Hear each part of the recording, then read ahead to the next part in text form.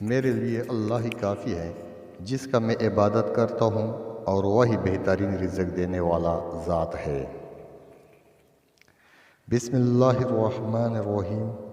شروع کرتا ہوں اللہ کے نام سے جو بڑا مہربان اور نہایت رحم والا ہے۔ ایک بار سرکار بغداد حضور سیدنا غوث الاعظم دریا کی طرف تشریف لے گئے۔ وہاں ایک بڑھیا کو دیکھا جو زار و قطار رو رہی تھی۔ ایک مرید نے بارگاہ غوث میں عرض کی،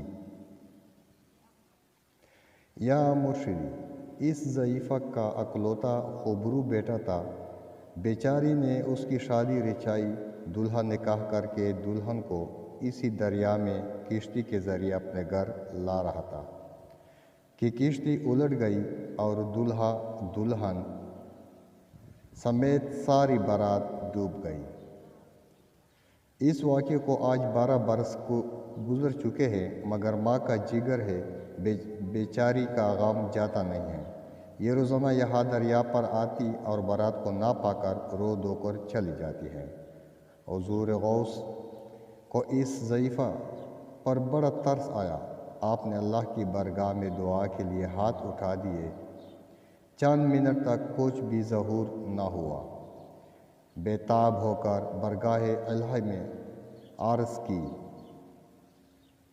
یا اللہ، اس قدر تاخیر کیوں؟ ارشاد ہوا، اے میرے پیارے، یہ تاخیر خلاف تقدیر و تدبیر نہیں ہے۔ ہم چاہتے تو ایک حکم میں کون سے تمام زمین و آسمان پیدا کر دیتے، مگر بحکم حکمت 6 دن میں پیدا کیے۔ بارات کو ڈوبے 12 سال بیت چکے ہیں، اب نہ وہ کشتی باقی رہی ہے، نہ ہی اس کا کوئی سواری۔ تمام انسان کا گوشت وغیرہ بھی دریائی جانور کھا چکے ہیں۔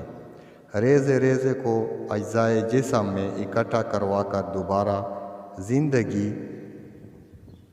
کے مراحل میں داخل کر دیا ہے۔ اب ان کی آمد کا وقت ہے۔